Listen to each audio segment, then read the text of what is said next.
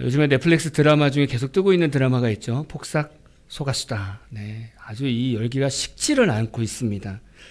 근데 그 드라마 보면 되게 재밌는 장면이 나와요. 보신 분들은 아시겠지만 오해순이라는 주인공이 있습니다. 그렇죠? 네, 그 주인공이 성장해서 청년제 엄마 때, 젊은 엄마 때 그 인물하고 이제 그 오해순 씨가 더 어른이 돼서 첫째 딸이 컸을 때의 청년 때의 인물이 동일한 인물입니다. 그렇죠? 좀 괜찮은 표현인 것 같아요. 저는 그걸 보면서 마치 이 장면을 보니까 뭔가 서로의 인생을 좀 같이 공감하는 게 아닌가. 그리고 엄마 시절의 삶과 딸의 시절의 어떤 삶을 좀 대조적으로 좀 보여주고 있는 것 같습니다. 오늘 말씀을 전하면서 약간 요 부분이 좀 생각이 났어요. 예수님, 하나님 성령님께서 태초에 이 땅을 창조하셨습니다. 그죠? 성부, 성자, 성령, 삼일체 하나님이 이 땅을 창조했습니다. 하나님의 형상대로 사람을 창조하고 거기에 하나님과 동일하게 창의력까지도 주셨어요. 똑같이 창조해 뒀습니다. 이렇게 인간을 창조하는데 예수님도 함께 하셨단 말이죠. 근데 이렇게 창조한 사람들이 어떻게 변했습니까? 아담과 하와 때문에 원죄가 들어왔어요. 죄를 갖게 되었단 말이죠. 우리 안에 죄성이 있다는 것을 어떻게 알 수 있습니까? 우리가 새벽에도 말씀을 나눴지만 우리는 선한 것보다 악한 것을 훨씬 더 좋아합니다. 착한 일보다는 안 좋은 일을 훨씬 더 좋아합니다. 잔디밭에 들어가지 말라, 손대지 말라 그러면 우리나라 사람들은 100% 들어가요. 그 예전에 제가 그 남지라는 곳에 살았는데 거기도 유채꽃이 축제가 있습니다. 정말 그 고수부지가 전체가 유채꽃 축제입니다. 그러면 이제 이렇게 꽃이 있고 옆에 길이 있지 않습니까? 그러면 며칠 이제 축제가 지난 며칠 후에 가면 길이 없던 곳이 길이 생깁니다. 꽃밭에 길이 생겨요. 근데 거기에 반드시 표말이 서 있습니다. 들어가지 마십시오. 손대지 마십시오. 그래도 말을 얼마나 잘 안 듣는지 무조건 길이 생겨요. 네. 우리가 그렇습니다. 아무리 하지 말라고 해도 해요. 왜요? 원죄의 죄성 때문에 그렇습니다. 우리는 선한 것을 별로 안 좋아한단 말이죠. 그러니까 아담과 하와가 죄 때문에 에덴에서 쫓겨났는데 하나님이 어떻게 하셨어요? 그냥 내보내신 것이 아니라 짐승을 잡아서 피를 흘려서 가죽옷을 입혀서 내보냈단 말이에요. 거기서 이제 하나님과의 관계가 형성이 되는 겁니다. 인간의 죄를 용서해 주는 방법이 그거라는 거예요. 짐승을 잡아서 피를 내서 피를 뿌리고 그 짐승 각을 떠서 불에 태워서 번제로 드리면 하나님이 인간의 죄를 용서해 주겠다는 거예요. 그런 관계로 살았었습니다. 그걸 어떻게든 하나님과 인간이 이렇게 같이 동행하면서 살았던 거예요. 근데 이 사회에서 어떤 문제가 계속 터졌습니까? 하나님을 더 사랑해야 되고 하나님과 더 동행하고 싶어야 되는데 사람들이 그렇게 하지 않았다는 거예요. 이들이 살아가면서 더 우상을 선택하고 우상을 섬기며 살았다는 거죠.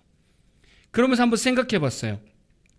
출애굽 이전은 뭐 생각하기가 좀 그러니까 출애굽 하나님의 백성으로 선택하고 하나님의 축복의 땅으로 데려가겠다라고 결정한 그 출애굽 시기, 이때가 BC 1446년입니다.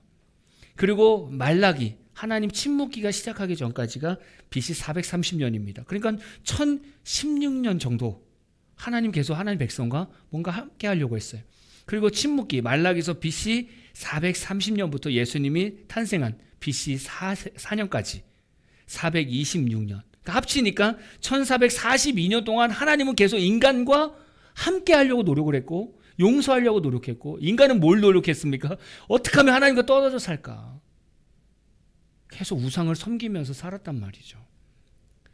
이게 해결이 안 되는 거예요. 그래서 하나님의 특단의 조치가 있었어요. 그게 예수 그리스도입니다. 그게 예수 그리스도였었어요. 한번 예수님 입장을 생각해 봤어요. 예수님이 지금 인간의 몸으로 내려가신단 말이에요. 근데 인간이 누구냐고요?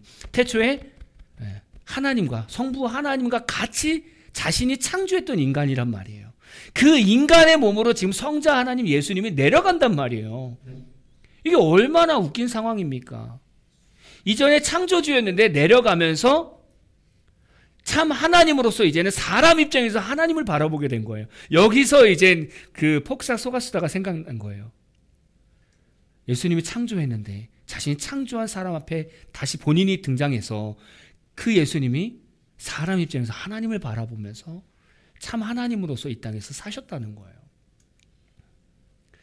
이렇게 오신 예수님이 두 가지 이름을 갖게 됩니다. 오늘 말씀 보니까 첫 번째 이름은 우리가 너무나 잘 알고 있는 이름입니다. 예수라는 이름이고요. 또 하나는 임마누엘이라는 이름입니다. 이 이름을 봤을 때 하나님께서 우리에게 어떤 분이신가를 명확하게 말씀해 주고 있죠. 첫 번째 예수에 대해서 한번 볼까요? 예수님이라는 이 이름은 히브리어로 여호수아라는 이름에서 유래가 됐습니다. 그래서 여호와는 구원이시다라는 뜻에서 유래가 됐어요. 근데 오늘 본문 21절에서 보니까 천사는 예수님의 이름의 의미를 명확하게 말씀해 주고 있어요. 뭐라고 말씀합니까? 그가 자기 백성을 그들의 죄에서 구원할 자이십니다. 이게 예수의 이름의 뜻입니다. 그럼 예수님의 뜻을 한번 풀어볼까요? 자기 백성이라고 얘기해요. 자기 백성. 여러분 이 말을 들었을 때 뭐가 좀 느껴지십니까? 그가 자기 백성을 이렇게 표현하고 있어요. 자기 백성.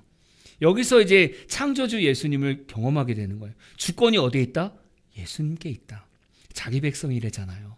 자기 백성. 이 하나를 봤을 때는 그 인간의 주권이 예수님께 있다. 왜냐하면 예수님이 이들을 창조할 때 같이 계셨으니까. 그 다음 볼까요? 그들의 죄라는 말이 있습니다. 또 이 단어를 들으면 뭐가 생각나요? 뭔가 조금 차이가 있죠. 그들의 죄라는 거. 자기 백성인데 죄는 그들의 죄예요. 이 얘기는 예수님한테는 죄가 없으시다. 죄인된 몸으로 예수님이 오셨지만 예수님은 죄가 없으시다.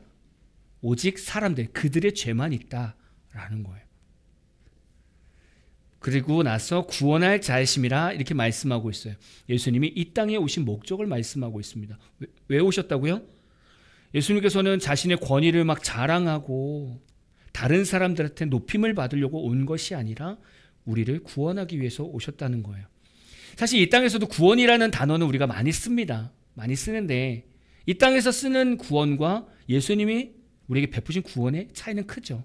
이 땅에서는 단순히 어떤 구조의 의미를 가지고 있다면 예수님의 구원은 죄로부터의 완전한 구속, 자유함을 말합니다. 여러분 야구 경기를 아십니까? 야구 경기 좀 아시죠? 야구가 시작되면 양팀에서 선발 투수들이 나옵니다. 그래서 열심히 던지죠. 근데 이 경기를 하다 보면 한쪽에서 좀 지는 분위기가 됩니다. 심지어는 이제 선발 투수가 컨디션이 좋지 않으면 이제 계속 볼넷도 나오고 그러다 보면 만루가 됩니다. 그러면 이제 큰 실점 위기가 될 수도 있고 이걸로 해서 패배가 될 수도 있어요. 그런 중간에 능력이 있는 투수가 올라옵니다. 이 어려운 상황을 이겨낼 수 있는 능력 있는 투수가 올라옵니다. 이 투수를 뭐라고 해요? 구원투수라고 합니다. 구원투수. 이렇게 이 중간에 올라오는 투수가 구원투수가 되려면 그 팀에서 이 모든 상황, 지금 위기를 못 넘기면 우린 진다. 이건 진짜 위험한 상황이다라고 모두가 인지를 해야 돼요. 인정을 해야 돼요. 그때 그 투수가 올라와서 이걸 잘 넘겨야 구원투수가 되는 거예요. 똑같습니다. 예수님께서는 이 땅에 모든 죄인들을 위해서 이 땅에 오시고 십자가에 죽으셨어요. 문제는 뭐예요? 우리가 죄인이라는 것을 고백해야 돼요. 내가 죄인이라는 것을 고백해야 예수님이 이 땅에 구원자로 오셨다는 것이 인정이 되는 거예요. 그러니까 우리가 주님 앞에 나아갈 때 내가 죄인임을 먼저 고백하는 게 먼저입니다. 근데 이 세상에 있는 불신자들이 내가 죄인이라는 걸 고백하냐고요? 잘 못한단 말이에요. 심지어는 정직하게 살고요. 도덕적으로 아주 정직하게 사는 사람들은 더더욱 이 말이 이해가 안 갑니다. 왜냐하면 자기는 법을 어긴 적이 없거든요. 항상 늘 착하게 살거든요. 근데 우리 기독교인들은 그들한테 뭐라고 전도합니까? 우리는 죄인입니다. 당신도 죄인입니다. 그래서 예수님이 필요합니다. 이렇게 전한단 말이에요. 그럼 착하게 사는 사람은 그게 와닿냐고요? 와닿지 않아요. 그래서 그들 삶에는 구원이 먼 거예요. 예수님이 나의 구원자라고 받아들이려면 내가 죄인이라는 것을 먼저 고백해야 됩니다. 두 번째, 임마누엘입니다. 임마누엘의 뜻이 뭐였어요? 하나님이 우리와 함께 계시다. 되게 중요한 내용입니다. 하나님께서 사람을 창조하시고 나서 아담과 하와 때문에 이제 원죄가 들어갔고 그걸로 인해서 하나님과 우리 인간이 관계가 완전히 깨졌습니다. 하나님의 소망이 무엇이었을까요? 나는 우리 인간과 관계가 회복됐으면 좋겠다. 그게 하나님 꿈이잖아요. 네. 왜냐하면 우리는 늘 죄 가운데 사니까. 우리 안에 죄가 있는 한 우리는 하나님과 관계가 회복될 수가 없어요. 그래서 하나님의 소망이 여기였어요. 임마누엘. 내가 저들과 늘 함께하고 싶다. 이게 꿈이었었어요. 여러분, 하나님이 나와 함께하고 있다. 이걸 믿는다면 그의 장점이 뭘까요? 하나님이 나와 함께하는 장점. 그게 뭘까요? 이 세상을 살면 외롭습니다. 왜 외롭습니까? 사실 외롭다고 얘기하면 어떤 분들은 저 안 외로운데요. 저 가족도 있고요. 자녀도 있고요. 저 친구도 많아요. 안 외로워요. 이렇게 얘기해요. 근데 우리 기독교 안에서는 외롭다고 표현해요. 왜냐하면 우리가 예수 믿고 예수님 따라가면 우리는 좁은 길을 걷게 되거든요. 세상의 넓은 길을 걷는 게 아니라 좁은 길을 걸어요. 그 길은 외롭습니다. 왜냐하면 때로는 세상 사람들이 우리 삶을 인정해 주지 않거든요. 그래서 예수님을 더 깊이 믿을수록 어느 순간 우리는 외로워집니다. 한번 여러분 사회생활 하신 분들은 알 거예요. 그냥 어울릴 때는 몰랐는데 예수를 깊게 만나면서 세상의 문화를 하나하나 구별하다 보면 어느 순간 세상 사람들과 어울릴 게 별로 없어요. 어울릴 수 있는 건 유일하게 하나입니다. 밥 먹는 거. 근데 이제 밥 먹으면서 술 먹으면 거긴 나는 또 술을 안 먹으니까, 기독교인들은 안 마시니까 그때부터는 또 분위기가 달라져요. 한쪽은 혀가 꼬이기 시작하고요. 나는 정상적으로, 우리 기독교인들 정상적으로 말하고 있고요. 대화가 안 됩니다. 한쪽은 계속 한 말 또 하고 한 말 또 하고, 그걸 듣는 기독교인들은 지치는 거죠. 그렇지 않습니까? 나는 제정신인데 자꾸 술 취해가지고 한 말 또 하고 한 말 또 하면 기독교인 힘들어요. 그러면서 점점 이 모임 자체가 너무 힘들어지는 거예요. 예전에 이런 얘기를 들었어요. 예수 믿지 않는 사람들이 왜 기독교인들하고 왜 회식을 하지 않을까? 물론 이제 술을 같이 안 먹으니까 그 분위기 안 맞다라고 얘기도 하지만 이런 얘기를 한대요. 대부분 다 술을 마시면 다 그냥 완전 만취가 되잖아요. 그러면 혀도 꼬이고 그러면 자신의 밑바닥까지 보여주잖아요. 근데 기독교인들은 술을 안 마시니까 맨정신이잖아요. 맨정신으로 자기들을 다 본 거죠. 정말 밑바닥 인생을 다 본 거죠. 막 토하고 막 소리 지르고 막 테이블 위에 올라서 탬버린 치면서 막 춤추고 뭐 이런 망가진 이 모습을 기독교인들은 맨정신으로 다 본 거예요. 그 다음에 회사에서 만나니까 너무 부끄러운 거예요. 같이 취하면서 같이 망가져야 되는데 기독교인들은 눈 말뚱말뚱 뜨면서 다 보고 있는 거죠. 그러니까 이 친구들하고 이제 함께 못 하겠다는 거예요. 부끄럽다는 거죠. 그러다 보니까 이제 점점 사이는 멀어지는 거예요. 그래서 외롭다고 표현하는 거예요. 그래서. 근데 이 외로움이라는 게 우리에게 얼마나 큰 고통을 주는지 몰라요. 저도 보니까 외로움에서 생기는 질환들이 있습니다. 우울증, 불안장애, 수면장애, 자살 충동, 이런 게 외로움에서도 온대요. 보니까 20대, 30대 청년들의 40% 이상이 외로움을 느끼고 있대요. 전혀 그렇게 안 보이지만 많은 청년들이 외로움을 느끼고 있대요. 또 65세 이상의 노인들은 3분의 1 이상이 다 외로움을 느끼고 있대요. 그러니까 겉으로 볼 때는 뭐 밝아 보이고 잘 사는 것 같지만 그들 내면을 보면 외로움을 느낀다는 거예요. 이 외로움이 얼마나 우리한테 위협을 주는지 외로움을 느끼잖아요. 그 상태가 담배 15개 피를 피는 거와 똑같대요. 그러면 옆에 사람 외롭게 해야 되겠어요? 안 해야 되겠어요? 외롭지 않게 해줘야 돼요. 그만큼 외로움이 우리한테 되게 치명적이라는 거예요. 근데 이 외로움 상태를 어떤 상태라고 말하냐면 요한복음 15장 5절 볼까요? 나는 포도나무여 너희는 가지라. 그가 내 안에 내가 그 안에 거하면 사람이 열매를 많이 맺나니 나를 떠나서는 너희가 아무것도 할 수 없습니다. 지금 우리가 만약에 외로움을 느낀다는 거는 바로 이거예요. 예수 그리스도라는 포도나무에서 우리가 떨어져 나온 거예요. 다시 말하면 예수를 믿지 않은 상태가 외로움 상태입니다. 이때는 우리가 아무것도 할 수 없다라고 느끼게 되는 거죠. 저는 기독교인들도 충분히 우울증, 불안장애, 수면장애, 자살충동 올 수 있다고 생각해요. 근데 그냥 이것을 당연하게 받아들이면 안 돼요. 왜 올까요? 지금 나와 함께 하시는 하나님과 거리가 조금 멀어졌구나 라고 생각하시면 돼요. 내가 예수를 더 붙들었어야 되는데 내가 지금 예수를 붙들지 않았구나. 이게 되게 정확한 게 뭐냐면 여러분들, 우리가 기독교인들이 우울해지고 뭔가 불안하잖아요. 이유가 있어요. 성령이 충만하고 막 은혜가 넘치면 우리가 막 불안해집니까? 우울증 옵니까? 절대 그렇지 않아요. 분명히 내 안에 걱정하고 근심이 되는 어떤 주제들이 있다는 거예요. 그걸 내가 계속 품고 있으면 어느 순간 제 자신이 외롭고요. 그 외로움 때문에 우울하고 불안장애고 수면장애까지 옵니다. 근데 하나님은 우리와 늘 함께 하신다면서요. 그러면 내가 염려하고 걱정하는 것들은 없어져야죠, 사실은. 그게 맞지 않는 거예요. 내가 하나님을 믿고 있고 하나님이 나와 함께 하심을 믿고 있는데 여전히 나는 세상의 문제를 붙들고 고민하고 있다. 그렇다고 한다면 신앙생활이 뭔가 틀어진 거잖아요.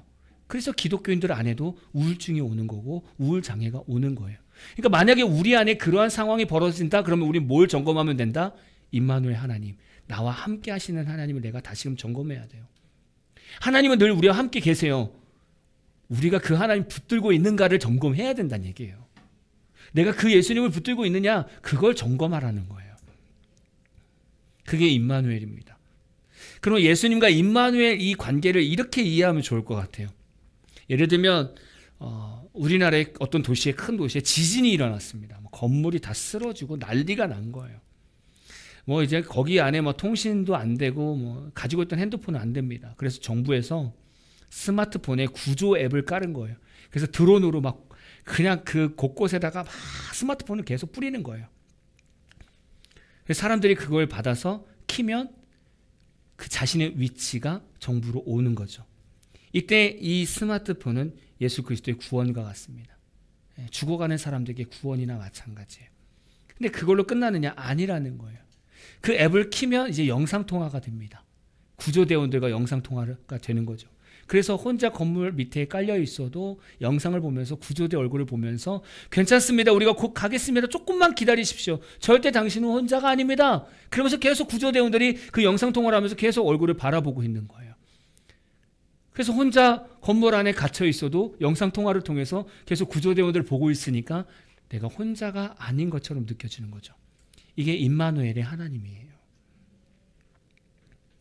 하나님의 구원은 단순히 구조가 아닙니다. 죄에서 그냥 구조하는 게 아니에요. 하나님의 구원은 그걸 넘어서 우리와 함께 하고 싶은 거예요. 함께 하고 싶은 거예요.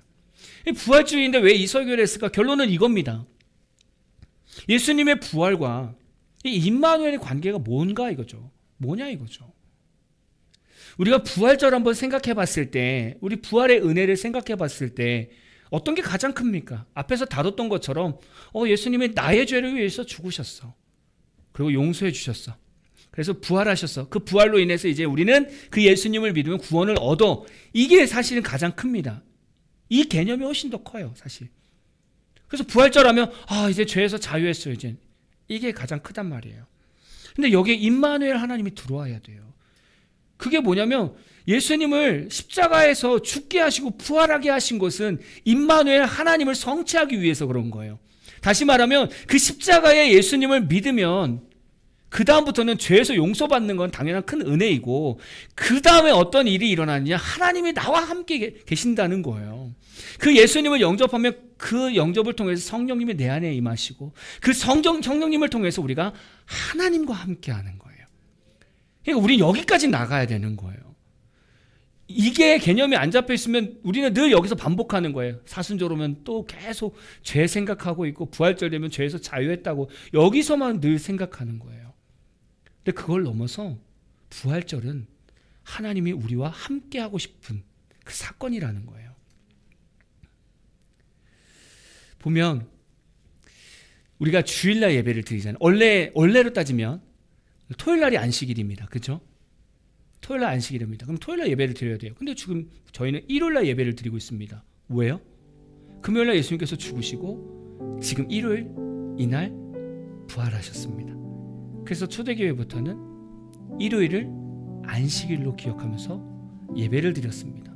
그러면 저희가 주일마다 예배를 나올 때는 뭘 우리가 늘 기억하게 되는 거예요? 첫 번째는 나의 죄를 위해서 죽으시고 부활하셔서 나의 모든 죄를 용서하신 예수님의 그 구속사, 그거를 우리가 늘 감격하면서 오지만 또 하나 오늘 기억해야 될 것, 두 번째 뭐예요? 임마누엘 하나님.